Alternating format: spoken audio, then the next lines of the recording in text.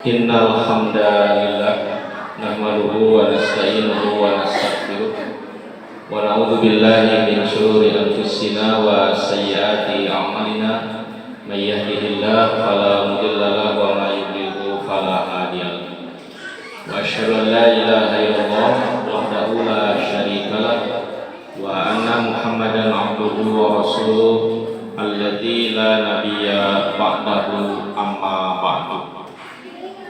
Faqala Allah Ta'ala fi kitabihil karim a'udzu billahi minasyaitonir rajim wa idza balagal atfalu minkumul hulma falyasta'dinu kama sta'dana alladziina min qablihim wa qala Rasulullah sallallahu alaihi wasallam rufi'al qalamu an thalathatin anis sabiyyi hatta yablugha wa anil naimi hatta yastayqido wa anil ma'tuhi hatta yaqra'a. Alhamdulillah, pujian yang paling pantas terucap dari lisan dan dibuktikan dengan amal perbuatan atas segala nikmat dari Allah Subhanahu wa taala. Kita diperkumpulkan di tempat yang insya Allah penuh dengan barokah ini, di SMPIT tercinta Insan Rahayu. Mudah-mudahan sebagaimana namanya, putra-putri kita yang dititipkan di sekolah ini menjadi insan-insan rahayu. Rahayu itu apa, Bu? Halo? Apa artinya rahayu? Itu bahasa apa ya? Bahasa Sunda. Rahayu itu selamat, rahayu itu ilmunya sempurna, hartanya berkah. Mudah-mudahan menjadi doa bagi putra-putri kita menjadi manusia-manusia, insan-insan yang selamat dunia dan akhirat, ilmunya sempurna dan mendapatkan keberkahan dari Allah Subhanahu wa taala. Yang saya hormati Bapak Kepala Sekolah dan para guru di SMPIT Insan Rahayu. Kemudian terima kasih kepada pembawa acara. Yang saya hormati para orang tua wali yang hadir pada kesempatan ini. Kumaha Ibu Dararama? Kayak bade nganggo bahasa nasional, bade internasional. Bade dicampur wae. Ari-ari mah lingih di Pangalengan, Ibu. Mohon silaturahmi ka Ranca Ekek. Numawi Ranca Ekek masih kene Tatar Sunda atau napi teu gitu. Masihnya masih, alhamdulillah masih se-Kabupaten Bandung. Iwatu iman rahimakumullah. Pada kesempatan ini kita akan berdiskusi. Oke, kurang tanya jawab ya Bapak Ibu, saling berbagi pengalaman dan penemuan tentang tantangan dan solusi perkembangan pendidikan fisik lingkungan dari anak usia akil balik. Kalau kita lihat dari istilah, ada dua suku kata. Yang pertama akilun, artinya berakal. Pertanyaannya Ibu Bapak, sejak kapan manusia berakal? Halo, sejak lahir. Ya, betul Bapak Ibu. Karena Allah Subhanahu wa taala membedakan manusia dengan makhluk yang lainnya itu dari akalnya. Dalam kajian ilmu logika, manusia itu disebut dengan hayawanun natik, hewan yang berakal, hewan yang bisa berbicara. Karena selain manusia itu bukan berbicara, apa namanya Bu? Halo, selain manusia bukan berbicara, apa namanya? Bersuara. Apa bedanya berbicara dengan bersuara? Kalau berbicara adalah makhluk yang berakal. Kalau bersuara makhluk yang tidak berakal. Contohnya bagaimana? Seperti binatang, seekor burung beo, ku ibu dilatih. Ketika ada tamu mengucapkan apa? Assalamualaikum. Betapa sopannya ini burung beo. Saya baru datang sudah mengucapkan assalamualaikum. Ketika tamu baru pakai alas kaki mau pulang dari rumah bapak ibu, sudah mengucapkan lagi apa? Selamat jalan, sampai jumpa lagi. Itu dilatih oleh ibu seperti itu. Sopan tidak burung beo? Bersuara gitu. Suatu ketika ada pencuri datang ke rumah bapak ibu, apa yang diucapkan oleh burung beo? Sama saja. Assalamualaikum tekir bu, bangsat dan sia bangsat gitu. Kenapa? Karena burung beo tidak berakal. Itu hanya bersuara saja, bukan berbicara. Ketika si Garong bin bangsat gitu, temannya si koruptor, beres dari operasinya, mengambil berbagai hal-hal yang berharga dari rumah kita. Terlihat oleh si beo, bagaimana katanya? Selamat jalan, hati-hati di jalan, sampai berjumpa lagi. Apa kata si bangsat?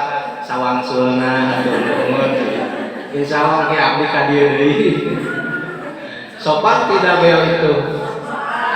Bersuara ya, bukan berbicara. Nah makanya dalam ilmu logika, dalam kajian pesantren itu ilmu mantik, bahwa hewan atau makhluk hidup yang berbicara itu hanyalah manusia. Maka manusia dikatakan al-insan hayawanun natik. Selain manusia bukan berbicara tapi bersuara. Nah, kita sepakat ya Bu ya. Jadi manusia itu berakal sejak lahir. Makanya ketika disandingkan, begitu Bapak Ibu, ketika dikaitkan masa akil balik, jangan digambarkan bahwa manusia baru berakal itu ketika balik.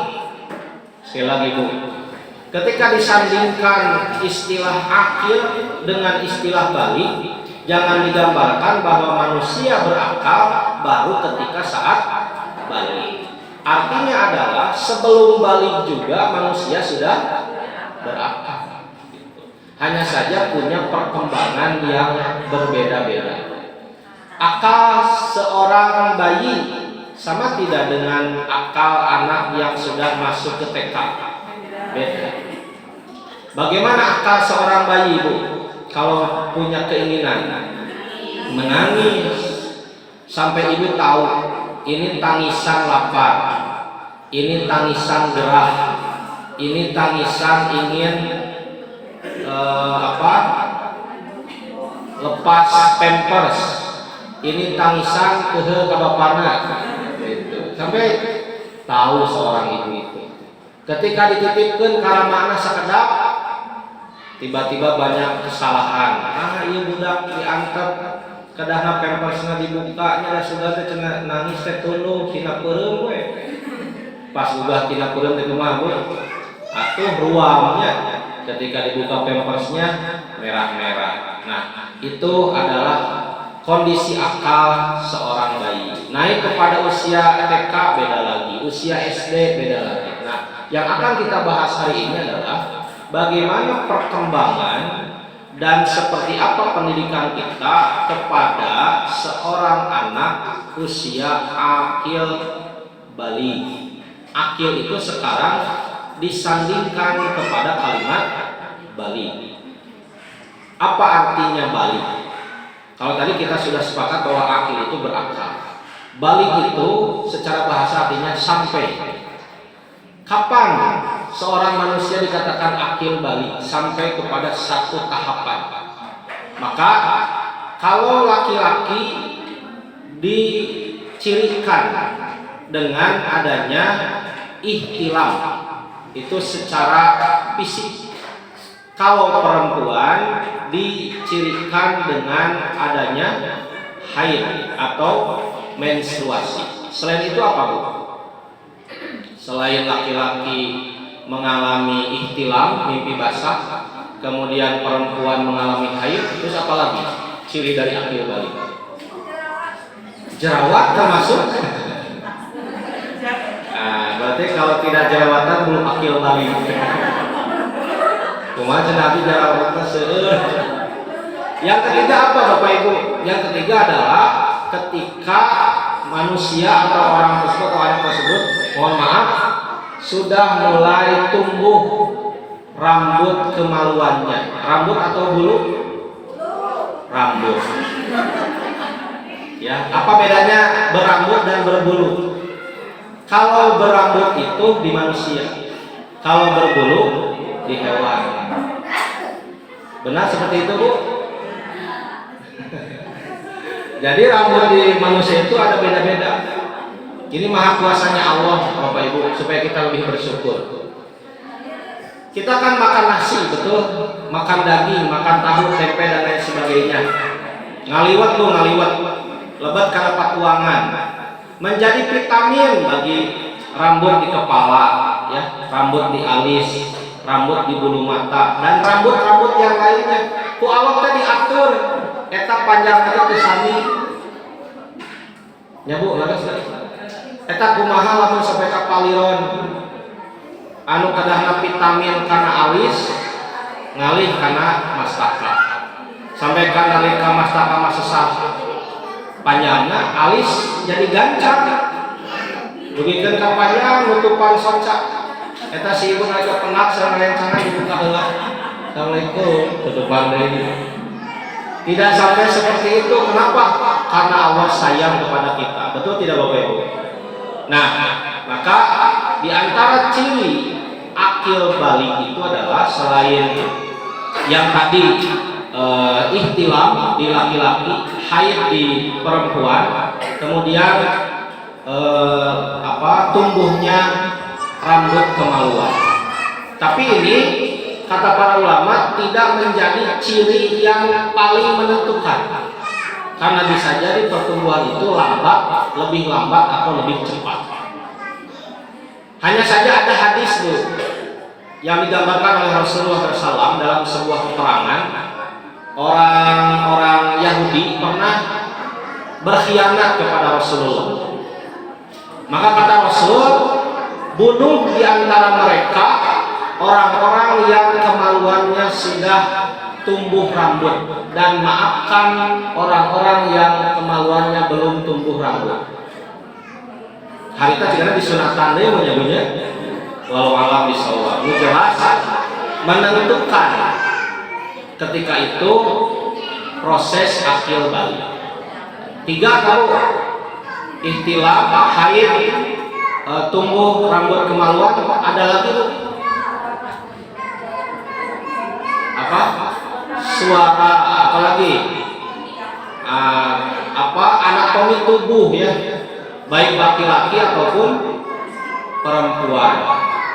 Kemudian kalau seorang anak laki-laki sudah mimpi basah, artinya telah memproduksi sperma dan keluar dari tubuhnya, perempuan telah menstruasi, maka ciri yang keempat apa Bapak Ibu? Mampu menghamili dan mampu dihamili. Betul tidak? Siapa itu teh? Anak kita Bapak Ibu. Betul tidak? Jadi anak kita ketika sudah usia akil balik, yang laki-laki sudah mampu menghamili, yang perempuan sudah mampu dihamili. Kelas berapa akil balik? Bapak pernah curhat mungkin anaknya, ibu, Bu, aku sudah menstruasi. Kelas berapa itu? SMP kelas berapa? SD juga ada. Kalau anak laki-laki usia kelas berapa mulai ihtilam mimpi basah? 2 SMP, kirain 2 SD. 2 SMP. Artinya apa Bapak Ibu? Mohon maaf. Kelas 2 SMP itu sudah mulai bisa menghamili anak orang lain. Betul tidak? Kelas 2 SMP sudah bisa ada kemungkinan dihamili sama anak orang. Nah, inilah secara gambaran tantangan yang kita hadapi pada usia akil balik. Selain ihtilam, menstruasi, kemudian tadi secara anatomi tubuh, termasuk anak mampu menghamili dan dihamili. Dalam tataran ciri kurang lebih seperti itu Bapak Ibu. Nah, kemudian sekarang dari sisi agama, apa yang disebut balik itu? Rasulullah SAW menggambarkan bahwa rufi'al qalam an salasa, diangkat kalam, maksudnya diangkat itu Bapak Ibu, tidak dicatat jadi amal soleh kalau berbuat amal soleh, tidak dicatat sebagai dosa kalau berbuat dosa dari 3 orang ini. Siapa? 1, anil majnun hatta yaqila, orang gila sampai berakal kembali. Eta mah Bapak Ibu aya nu gelo. Di mana? Ya di mana we? Salat tahajud 11 rakaat. Siangna maca Quran 32 juz. Tapi gelo jadi amal soleh tuh.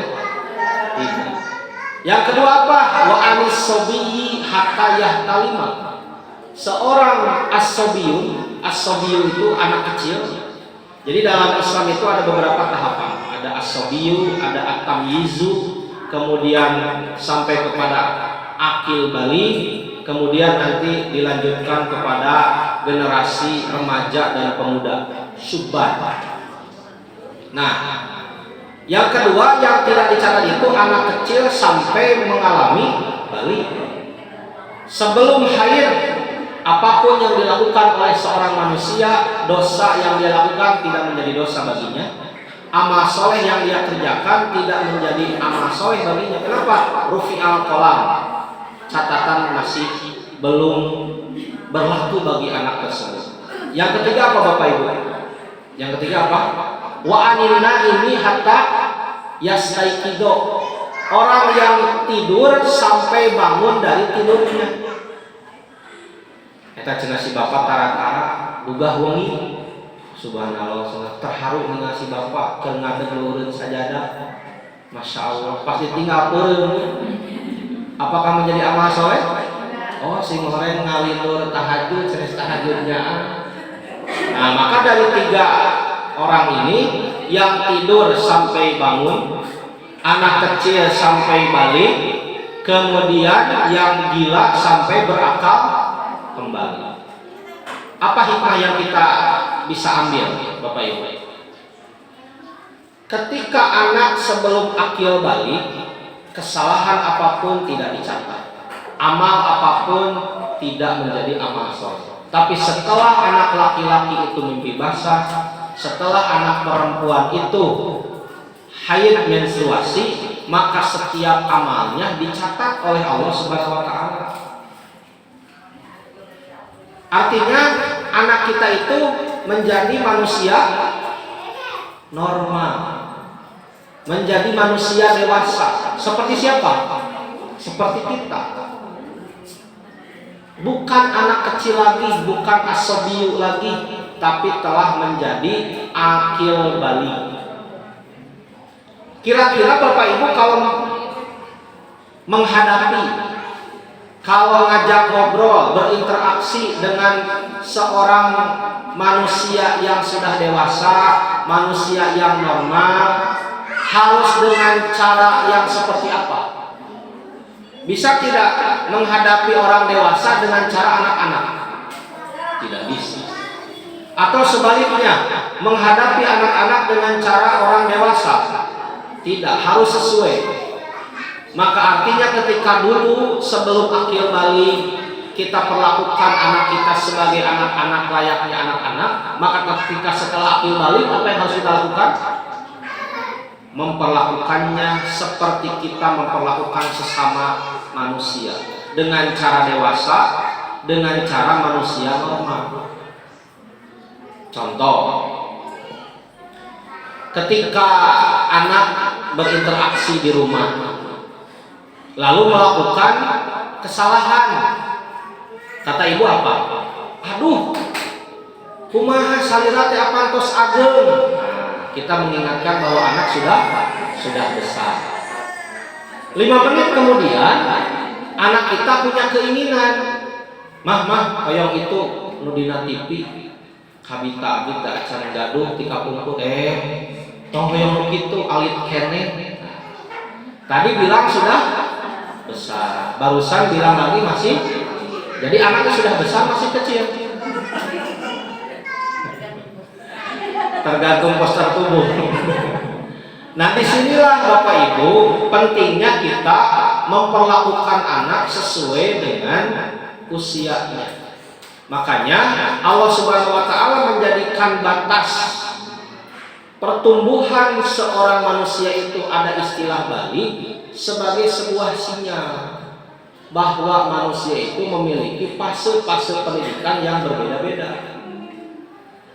Bagaimana memperlakukan anak dan bagaimana memperlakukan usia akil balik tentunya berbeda. Nah, itu dari sisi pengertian. Maka kemudian timbullah Bapak Ibu tantangan-tantangan dari usia yang sedang dijalani oleh anak kita di usia akil balik. Jadi akil balik itu usia sabaraha, Bu? Halo.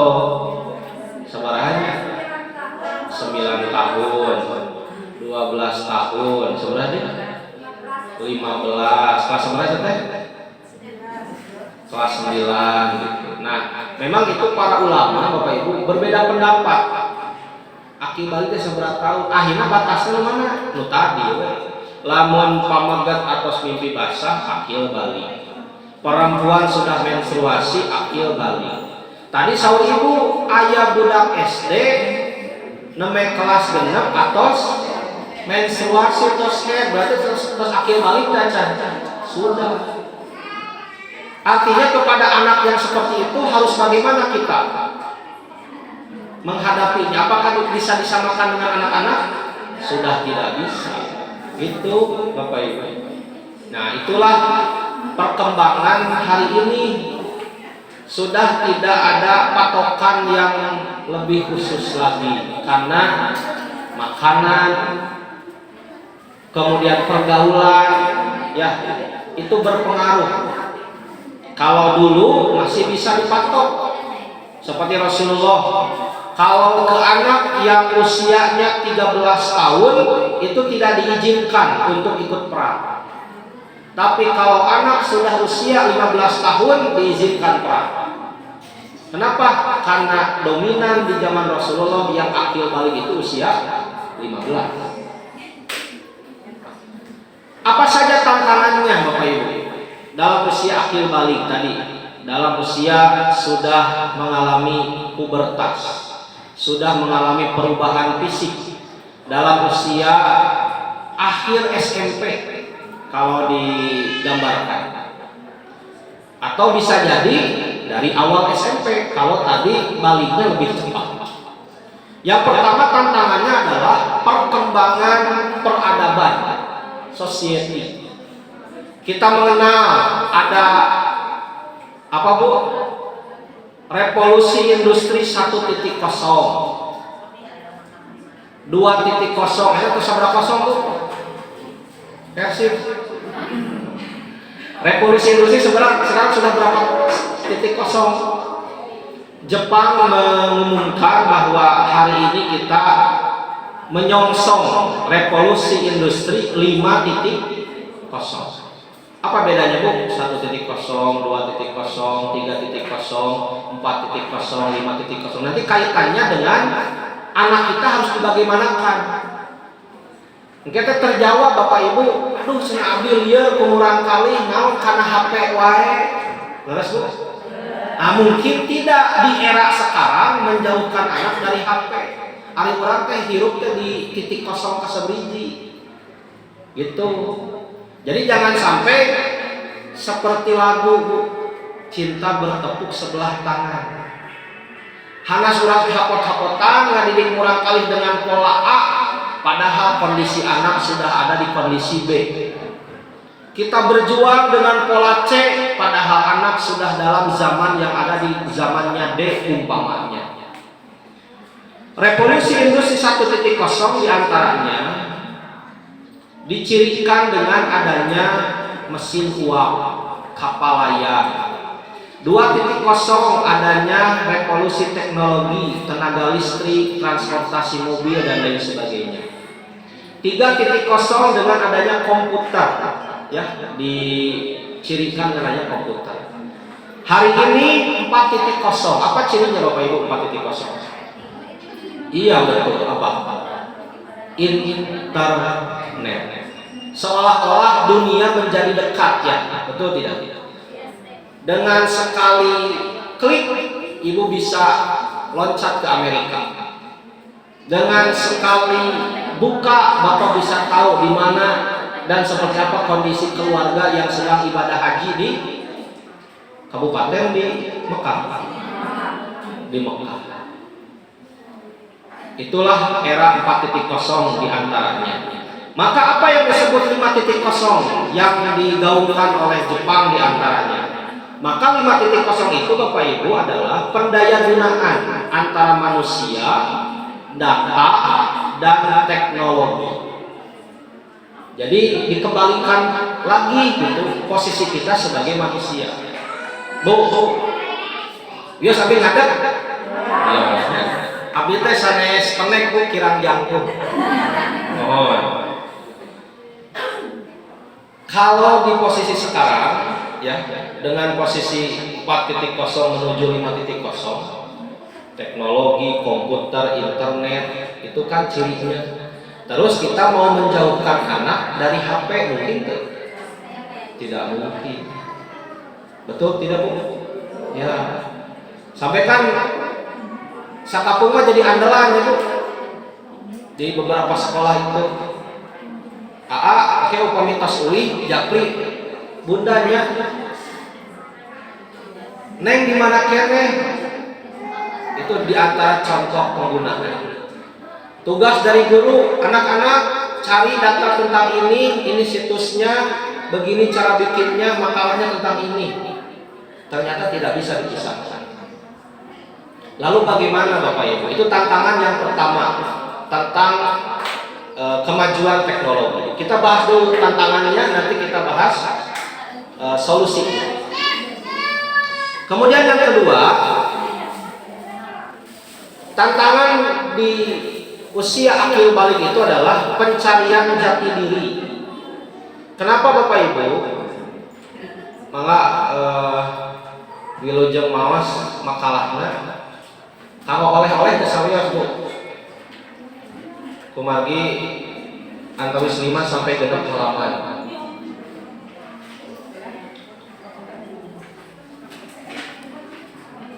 Kita sudah ada di bagian tantangan. Halaman berapa tantangan Bu? Halaman 5 ya.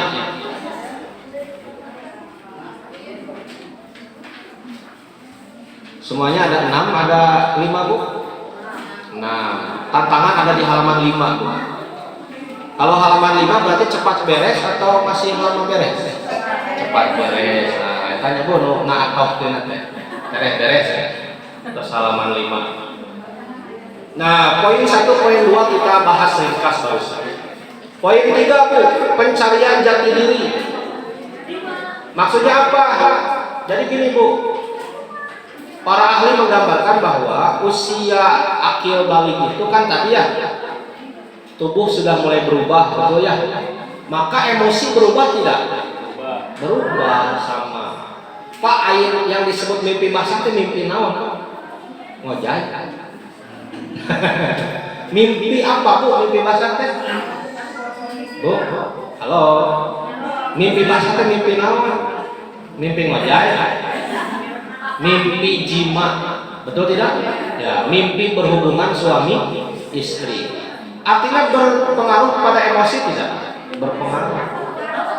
Nah, makanya mohon maaf Bapak Ibu, saya rekomendasikan ya. Ini ada tulisan bagus. Suami istri Bu bikin buku. Tapi saya juga dapat minjem dari dosen istri saya. Nah, ada buku saatnya ayah mengasuh dan saatnya ibu menjadi ibu. Di sini dijelaskan bahwa usia menjelang akil balik sebelum tadi kalau misalnya akil balik 15 tahun atau 14. Nah, usia sebelum itu datang, anak harus sudah mulai dijelaskan tentang kalau laki-laki bu, maaf, fungsi sperma itu dijelaskan. Berarti lamun di SMP kelas sabaraha kan ngabahas sperma, kelas 2 atau kelas 8. Coba bu, makanya ngabahas perkara di rumah kurang tanya asa tepara rubu. Tapi dalam pendidikan Islam itu sudah menjadi kurikulum. Di kelas 2 SMP, Bu, mohon maaf, sudah dibahas tentang sel telur dalam kurikulum Islam itu. Nih, Neng, tubuh kamu teh begini isinya teh. Tubuh AA teh begini, resikonya punya sperma teh gimana? Resiko teteh punya sel telur teh gimana? Nanti timbul pertanyaan, terus saya ini dari mana keluarnya? Kenapa bisa saya ada di sini? Bagaimana prosesnya? Itu kelas 7-8 Bapak Ibu. Nah, ketika usia 9, kelas 9, ketika mereka mengalami mimpi basah, mereka mengalami menstruasi, karena sudah tahu ilmunya, tidak kaget. Pas barang teh naon cenah barang hasil, oh anu diterangkeun ku si apa.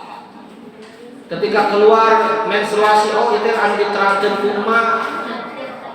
Makanya benar apa yang dinasihatkan oleh Imam Al-Bukhari dalam kitab sahihnya. Beliau membuat sebuah bab al-ilmu qoblal qaul wal amal. Bu, konsep dalam Islam itu ilmu sebelum segala ucapan dan perbuatan. Sebelum anak mengalami mimpi basah, dijelaskan dulu bab sperma. Sebelum anak mengalami menstruasi, dijelaskan dulu tentang sel telur, dijelaskan dulu tentang anatomi tubuh manusia. Siap Bu? Halo. Nah, jadi kan kalau mengandalkan guru mah bisa jadi hanya seminggu sekali kan. Ini tugas siapa? Tugas kita. Tapi ada beda konsep juga dengan Abdullah Nasirulwan. Kalau beliau menggambarkan usia pengenalan terhadap anatomi, kemudian kesananya pengenalan terhadap jima itu di usia 15 antara 14 sampai 16, lebih mirip-mirip.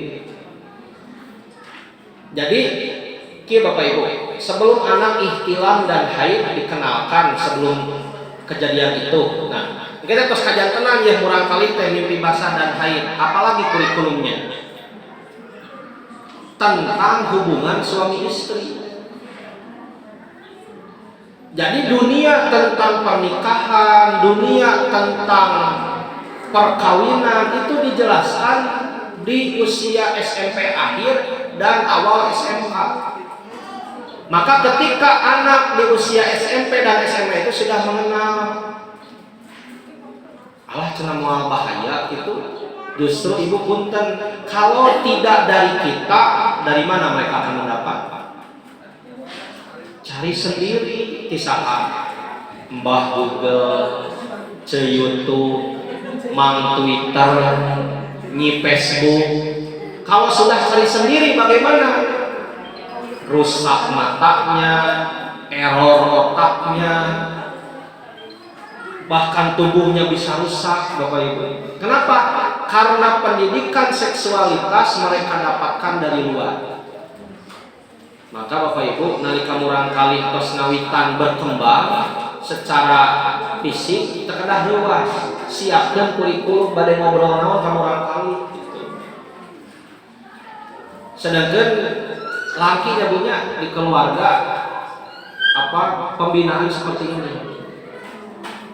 Nah, maka pencarian jati diri di masa akil balik ini menjadi tantangan selanjutnya. Kemudian yang keempat, tantangan lain di usia akil balik ini apa? Seks bebas. Karena tadi sudah kenal sudah mengalami tapi kurang bimbingan. Akhirnya anak cari-cari tahu sendiri. Nah, abi teh kieu, nah si itu kitu, akhirnya menyimpang. Kemudian yang kelima, sebuah gambaran hadis Rasulullah SAW. Bapak Ibu, jika engkau menemukan fitrah seorang anak menyimpang, koma yang mau isuk LGBT, non LGBT, lepet gehu bala-bala tempe, L lesbian, B biseksual, G T transgender. Sanes lepet gehu bala-bala tempe. Lesbian teh naon Bu? Istri resep ka istri, gay pamagat resep ka pamagat, biseksual hawak ieu mah kan itu kadieu, kabogoh nu istri gaduh, kabogoh pamagat oge gaduh. Ai transgender teu narimakeun pamagat hoyong janten istri, istri hoyong janten pamagat. Punten Bapak Ibu, LGBT itu bukan dilahirkan, tapi diciptakan. Usia berapa munculnya LGBT? Tahu sebelum akil balik. Jadi usia SD SMP itu menentukan. Iya budak teh bakal lempeng moal ka ditu. Mata punten Bu, lamun ibu gaduh murang kali pamagat, resep main layangan sujud syukur Bu. Berarti anak laki-laki itu normal. Mah hoyong robotan, hoyong lamayangan, sasapedahan, memba, alhamdulillah. Ibu gaduh murang kali istri, naon anyang-anyangan, papasakan, bobonekaan, sujud syukur. Anu bahaya naon, budak lalaki nyawa boneka. Budak lalaki papasakan. Siapa yang harus bertanggung jawab? Orang tua. Punten Bu, kebanyakan ya kasus-kasus anak menjadi LGBT itu adalah pola asuh, betul tidak? Jadi kira ibu nate kirang nampi takdir Allah, hoyong gaduh murang kali istri, nyemunya borojo weh murang kali, pamagat nu kuduna murang kali istri dipasihan boneka, dak keukeuh hoyong gaduh murang kali pamagat, kalah di kasepan budak istri teh. Kalah di pasihan robotan sampai maaf Bu, ieu mah di lemur simkuring kan diracaikeun ka moal aya. Aya murang kali pamagat kitu. Dugikeun ka nalika tos ageungna jadi cucok. Naha kumargi sepuhna teu nampi kana takdir Allah. Sampai aya murang kali istri Bu. Ieu mah tos bade diakadan ya. Kaset luar biasa. Ketika mau diakad, dikiranya laki-laki, terbongkar ternyata perempuan, bubar Bu. Makanya ia tos ngabribak seserahan di asli tadi. Tapi karena ada yang ngaharewos, bubar. Nah, kapan ini terbentuk fenomena LGBT itu? Yaitu sebelum akil balik. Nah, kemudian yang keenam, tantangan terhadap usia sebelum dan ketika akil balik ini. Oh iya, boleh. Silakan. Iklan juga Bapak Ibu. Yang keenam adalah tahap fitrah seksual 0 sampai 2 tahun. Anak laki-laki maupun perempuan didekatkan kepada ibu dan seterusnya. Ini bisa dilihat di tabel Bu. Ada di halaman 6 Pak, ada Pak. 0 sampai 2 tahun anak laki-laki dekat kepada ibu, anak perempuan dekat kepada ibu. Ya, malah. Kenapa Bapak Ibu 0 sampai 2 tahun? Usia apa itu teh? Menyusui. Bu, maaf ya. Usia menyusui itu seorang ibu Pak, puntennya ke bapak-bapak harus tentram hatinya. Tidak boleh banyak stres. Oke, budak lagi jadi ngilu stres. Lalu Bu, kalau ketika ibu usia menyusui kondisi emosinya stabil, anaknya biasanya gimana? Stabil kan itu. Tapi kalau ketika usia menyusui ibu stres, murang kalina ge bakal kumaha? Teu benten karakterna teh kitu we. Nah, caranya budak-budak mah amek-amekan wae. Oh, nya baheula abdi keur nganena murang kali ieu amek-amekan wae. Magicom diteureun.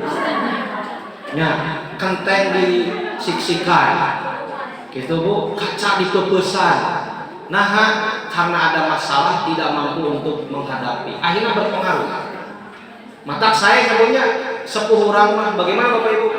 Ketika menyusui tidak terganggu. Kamana-mana pun kan ngagantung we.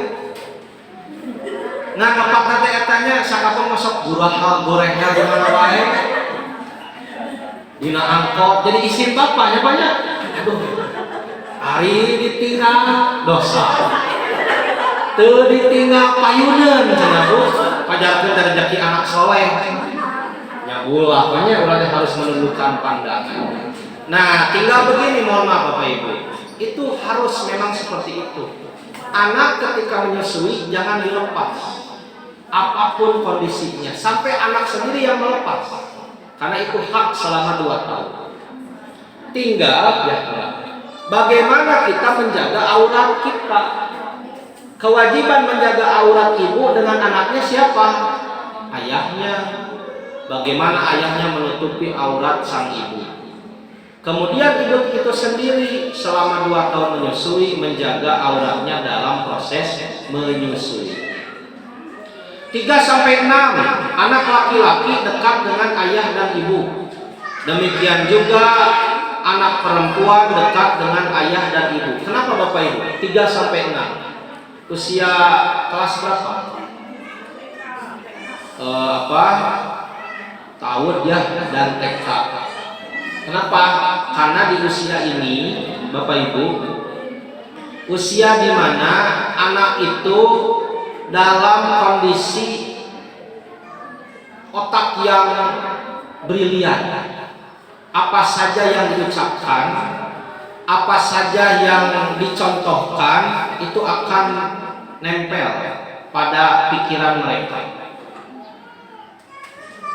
Setiap yang dilihat dan setiap yang didengar menjadi standar bagi kehidupannya di masa depan. Ada anak malas ke masjid tapi merasa orang baik. Kenapa? Karena anak laki-laki ini jarang melihat ayahnya berjamaah di masjid. Ada anak perempuan merasa baik tapi tidak baca Quran. Kenapa? Karena anak ini jarang melihat ibunya baca Quran di rumah. Nah, maka dalam proses ini, proses 3-6 tahun ini adalah proses di mana anak terus berinteraksi dengan kebaikan-kebaikan ayah dan ibunya.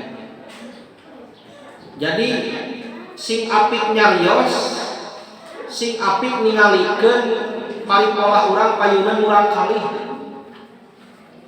Usia 7-10, laki-laki lebih dekat kepada ayahnya, perempuan lebih dekat kepada ibunya. Kenapa Bapak Ibu? Karena usia 7-10 ini anak sudah mulai harus sadar dia ini laki-laki atau perempuan. Kata Nabi apa? Perintahlah sholat anakmu ketika usia 7 tahun. Muru auladakum bis-shalah wa hum abna'us sab'as sinin. Dan pukullah anakmu tidak mau sholat ketika usia 10 tahun. Lalu apa lagi? Wafariku, dan pisahkanlah apa? Fil madoji, tempat tidur mereka. Usia 7-10 itu sudah mulai belajar tidak tidur antara kakak beradik berbeda jenis kelamin, terpisah dari orang tuanya. Berarti usia 7 tahunnya kelas berapa? Kelas 1 SD sudah mulai pisah ranjang sama orang tua, sama adik kakak laki-laki perempuan. Sampai ada kasus Bapak Ibu, ada adik kakak di satu daerah bager cenah urang kali abdi mah tara ka mamana duaan we di kamar raya raka isi pameget. Akibatnya apa Bapak Ibu? terang-terang dagang channel di kalapaan, guna genon dagang channel. Nah itu karena apa? Orang tua kurang mengerti tentang perkembangan anak. Nah kemudian di usia 7-10 ini juga mulai memperhatikan waktu-waktu